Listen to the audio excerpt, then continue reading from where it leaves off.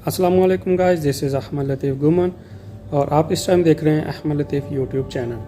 तो आज की वीडियो में हम जस्ट डिस्कस करेंगे आफ्टर हेयर ट्रांसप्लांट जो आपके फ़र्स्ट 2 वीक्स होते हैं उनकी रूटीन को आप किस तरह से मैनेज कर सकते हैं और किस तरह से आप उसको ईज़िली फ़ॉलो कर सकते हैं जो डॉक्टर्स के आपको इंस्ट्रक्शन दी होती हैं। तो बेसिकली अगर आप यूट्यूब देखेंगे, सर्च करेंगे, हंटिंग करेंगे गूगल से, तो आपको इतनी कॉम्प्लिकेटेड बताई जाएगी ये 2 वीक्स की जो रूटीन होती है। बेसिकली ऐसा नहीं है, मैं आपके साथ अपना पर्सनल एक्सपीरियंस जो है वो शेयर करता हूँ और आपको बताता हूँ आप किस तरह से मैनेज कर सकते हैं फ़र्स्ट 2 वीक्स को। तो सबसे पहले आप रिज़ल्ट देख लीजिए। मुझे आज ऑलमोस्ट करवाए हुए 9 मंथ्स हो चुके हैं हेयर ट्रांसप्लांट को, तो आप यहाँ पे रिज़ल्ट देख सकते हैं मेरा किस तरह से उसका रिज़ल्ट आया। तो ये देखिए, ये राइट साइड है और ये लेफ़्ट साइड है। ये फ्रंट से है और ऊपर से आप लोगों को नज़र आ रहा होगा। यहाँ पे थोड़ी सी डेंसिटी जो है वो कम है, वो हेयर फॉलिंग की वजह से है।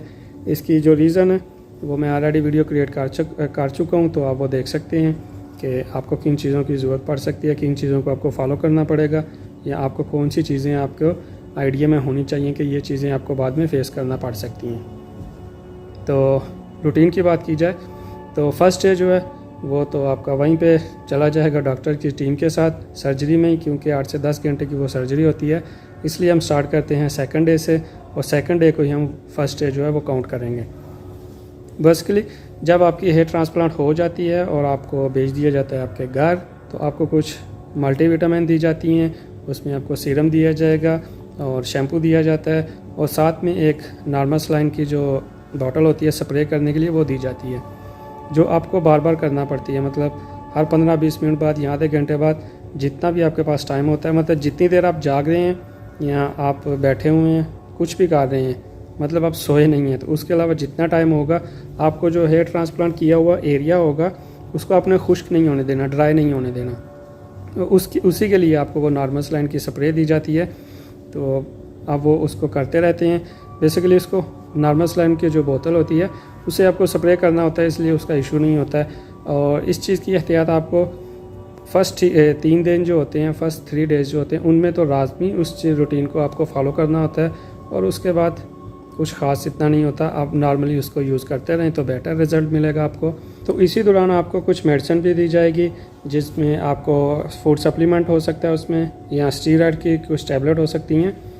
तो वो इसलिए होती हैं कि जो आपका डोनर एरिया होता है वहाँ पे बहुत ज़्यादा वाउंड्स होते हैं, ज़ख़म होते हैं, तो उसको जल्दी से जल्दी रिकवर करने के लिए, ताकि कोई इन्फेक्शन ना हो जाए, आपको सप्लीमेंट दिया जाता है। कुछ स्टीरॉयड की जो टैबलेट्स होती हैं वो दी जाती हैं, तो वो यूज़ करना होती हैं आपको।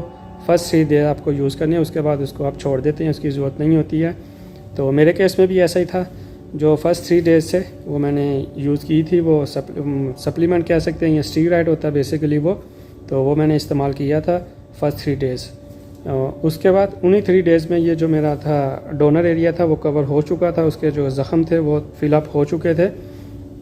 तो इसके साथ आपको एक टैबलेट दी जाती है जिससे आपको एलर्जी की होती है बेसिकली वो, ताकि आप ख़ारिश नहीं करें। आपके जो हेयर ट्रांसप्लांट किए हुए बाल हैं वहाँ पे अगर आपको कोई ख़ारिश होती है तो उसके लिए आपको एक टैबलेट दी जाती हैं, ताकि अगर आप, वो बेसिकली होती नहीं है वो, इस अगर आप कोल्ड ड्रिंक इस्तेमाल करते हैं या आप फास्ट फूड जो होता है उसको बहुत ज़्यादा लाइक करते हैं, तो उसकी सूरत में आपको वो दी जाती है एलर्जी से बचने के लिए, ताकि आपके यहाँ पे जो एरिया है यहाँ पे ख़ारिश नहीं हो जहाँ पे आपने हेयर ट्रांसप्लांट करवाया हुआ और साथ में उसके डोनर एरिया में। तो उससे बचने के लिए, उसको अवॉइड करने के लिए वो टैबलेट्स आपको दी जाती हैं। तो आई थिंक टैबलेट्स में तो इतना ही होता है।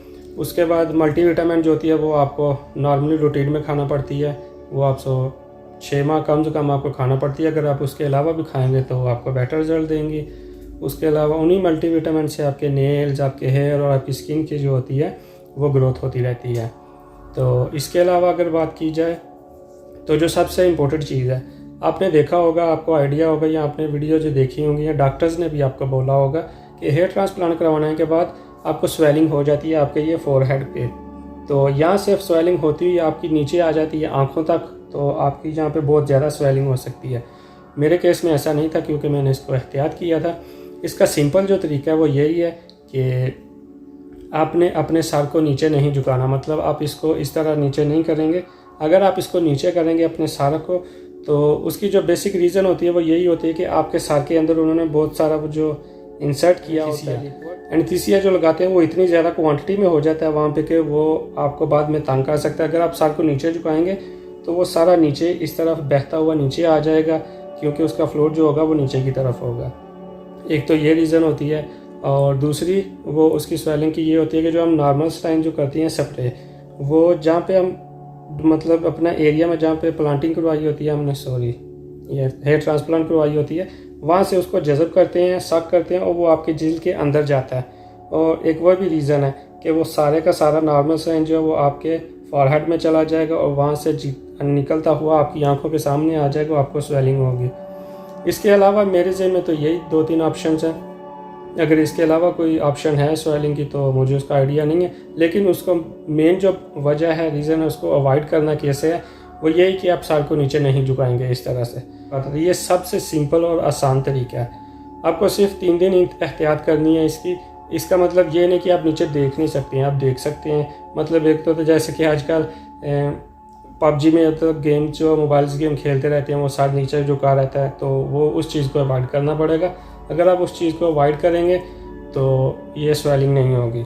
स्वेलिंग ना होने की इससे बचने की एक और वजह है कि आप कोई भी वज़नी काम मत कीजिएगा। मतलब पहले 3 दिन तो आपको रेस्ट करना पड़ती है टोटली, लेकिन अगर फिर भी आपको कोई चीज़ उठाना पड़े तो अब जिसका बहुत ज़्यादा वेट होगा वो चीज़ आप अवॉइड कीजिएगा, उसको नहीं उठाइएगा, नहीं तो आपको स्वेलिंग स्टार्ट हो जाएगी।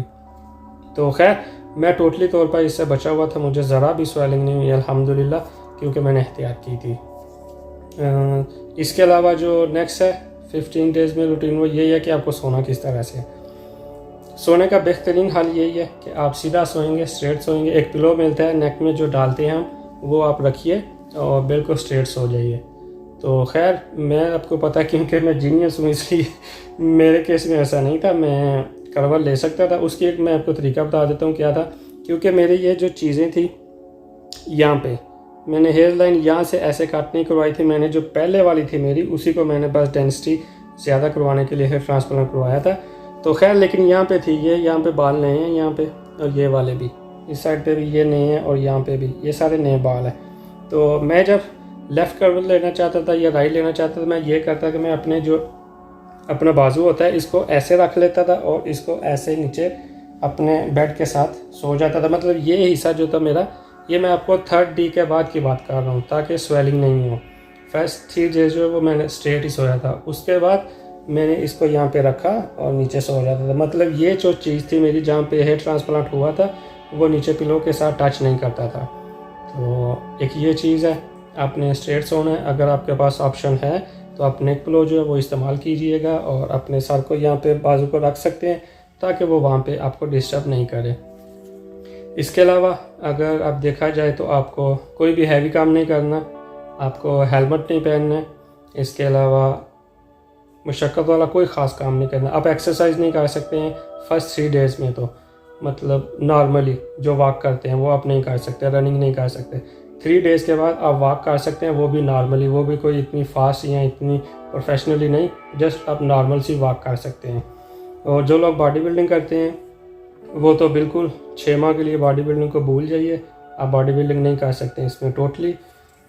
इसके अलावा वॉश करने की बात आ गई। वॉश करने का तरीकाकार ये है कि आप यूट्यूब से देखेंगे, आपको बताएंगे कि आप स्पंज लें, उसमें शैम्पू डालें और ये करें, वो करें, ऐसा करें, वैसा करें। वो सब चीज़ें बकवास है। मैं आपको बताता हूँ आपने करना क्या है, जो मैंने किया था। आपने एक मग लेना है, प्लास्टिक मग जो होता है, उसमें आपने पानी डालना है, शैम्पू डालना है। बेबी शैम्पू इस्तेमाल करते हैं बेसिकली, तो जो नॉर्मल शैम्पू होते हैं वो ये नहीं करते। उन दिनों में हमको बेसिकली वो फर्स्ट 2 वीक जो होते हैं वो बेबी शैम्पू ही इस्तेमाल करना चाहिए, वो बेटर रिजल्ट देता है। तो इसके अलावा अगर आप करेंगे तो वो डैमेज करेगा आपके हेयर्स को। तो खैर मग लीजिए, पानी डालिए, उसमें शैम्पू डालिए, उसको हाथ से मैश कीजिएगा। तो उसकी जब जाग बन जाएगी आप सिंपली, मैं 3 डेज़ की बात कर रहा हूँ, ये 3rd डे के बाद आपने स्टार्ट करना है। तो आपने उसको सर के ऊपर अंडेल देना है। मतलब आपको शावर के नीचे नहीं खड़ा होना या डायरेक्टली पानी नहीं डालना जो बहुत ज़्यादा फ्लो के साथ आए और बालों को डैमेज करे। आपने मग में पानी डालना है, शैम्पू डालना है, उसको मिक्स करना है। जब जाग बन जाएगी उसको सर के ऊपर अंडेल दीजिए और इसी तरह उसको साफ़ करने के लिए उसको 1-2 मिनट लगा रहने दीजिए, जाग को वहीं पे पड़ा रहने दीजिए, आपने टच नहीं करना। इसके अलावा साफ़ पानी लीजिए उसी मग से, सर के ऊपर डालिए, 2-3 दफ़ा डालेंगे तो वो सारे जो झाग होगी, वो जो शैम्पू होगा वो निकल जाएगा। ये सबसे आसान तरीका है और यही मैंने किया था। इसके अलावा जितने भी आप स्पंज यूज़ करें या आपको वो स्प्रे के बोलेंगे आप स्प्रे से साफ़ करें, ये सब टाइम वेस्ट करेंगी, आपके बकवास चीज़ें। नॉर्मली आप मग से यूज़ कीजिए, आपका काम हो जाएगा, इसमें कोई इतनी रॉकेट साइंस नहीं है। मैंने थर्ड डे में मैं थर्ड डे था तब मैंने फ़र्स्ट टाइम किया था और उसके बाद मैं फ़र्स्ट 2 वीक्स तक ऐसे ही करता था, हर दूसरे दिन एक दिन स्किप करता था, नेक्स्ट डे मैं ऐसे ही शैम्पू कर लेता था बालों को और ये 2 हफ्ते ऐसे ही चलता रहा था। खैर उसके बाद भी मैंने सर को टच नहीं किया था, नॉर्मली उसकी मसाज मैंने स्टार्ट की थी ताकि वो बहुत से वो ब्लड स्टोन से होते हैं वो सर के आपके बालों के साथ जम जाते हैं, या शैम्पू के जो होते हैं ज़रात जो बाकी रह जाते हैं वो भी बन जाते हैं और यहाँ पे कुछ लोथरा टाइप बन जाते हैं, तो वो थोड़ा सा अजीब सा लगता है दिखने में। तो उसको रिमूव करने के लिए 15 दिन के बाद मैंने हाथ से उसको आहिस्ता आहिस्ता मसलना शुरू कर दिया था। खैर ये 10वें दिन भी आप कर सकते हैं 10 दिन के बाद, लेकिन 2 वीक्स अगर आप इंतज़ार करेंगे तो बेटर रिज़ल्ट मिलेगा। तो आई थिंक इसके अलावा कोई नॉर्मल रूटीन नहीं है, यही चीज़ें फर्स्ट 3 डेज़ की और नेक्स्ट 3 के बाद जो नेक्स्ट 2 वीक्स कंप्लीट होने तक की यही रूटीन है, तो कुछ ख़ास नहीं है। आई होप आपको आपके सारे सवालों के जवाब मिल चुके होंगे। तो इस वीडियो के लिए इतना ही। Thanks for watching. फ़ी अमान अल्लाह हाफिज़। पाकिस्तान जिंदाबाद। अगर कोई आपको कोई मसला आता है या आपके कोई जेन में कोई क्वेश्चन है तो आप कमेंट कर दीजिए, मैं आपको उसका रिप्लाई दूँगा। ओके जी, अल्लाह हाफिज़।